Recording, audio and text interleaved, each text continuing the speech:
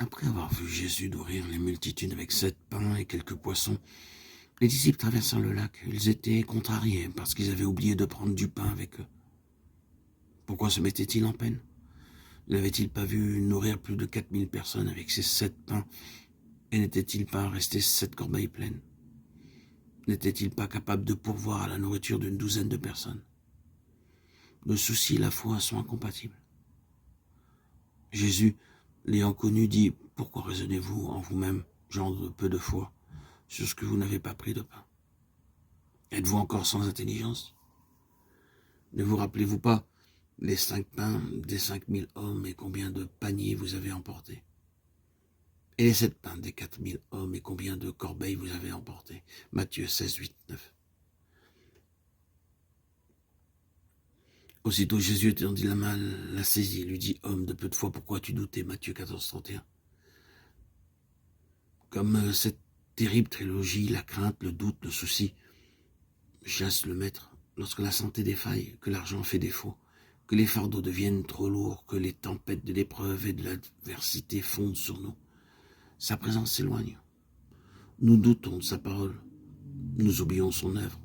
Quelques-unes des paroles les plus élogieuses de Christ ont été adressées à des hommes de foi, dont la plupart le connaissaient fort peu.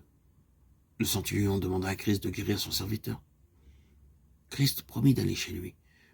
Mais le centurion répondit « Seigneur, dis un mot et mon serviteur sera guéri. » Quelle joie cette parole de foi dut procurer à Jésus. Et quelle douce approbation tomba de ses lèvres. Je n'ai pas trouvé une plus grande foi en tout Israël. Jamais dans la parole de Dieu, ni dans l'expérience chrétienne, la grâce et l'amour ne sont restés sourds à l'appel de la foi et de la confiance. Dieu renierait sa nature, qui est amour, si une fois seulement il ne répondait pas à une confiance sincère. Quelques-uns d'entre vous trouvent cette foi hors de leur portée, pourtant croire est l'acte le plus simple qui soit. Croire, c'est regarder à Jésus et le prendre au mot.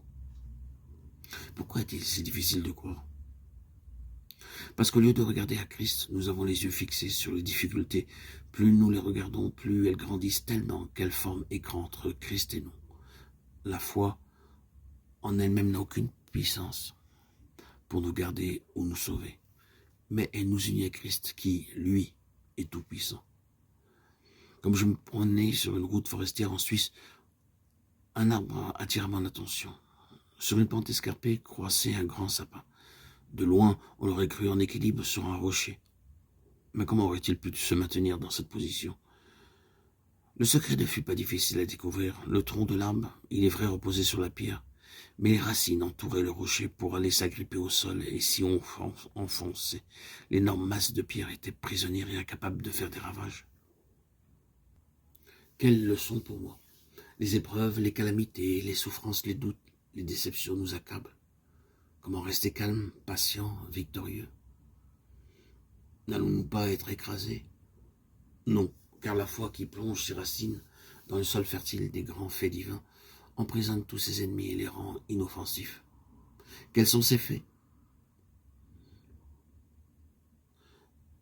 Je vous invite à en découvrir dans la Bible.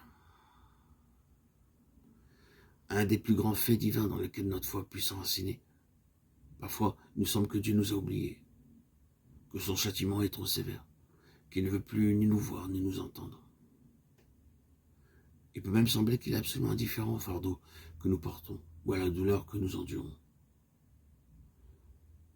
Chers amis, frères et sœurs en Christ bien-aimés, il ne peut en être ainsi car Dieu est amour, et l'amour de Dieu rayonne toujours comme rayonne le soleil, que vous le sentiez ou non.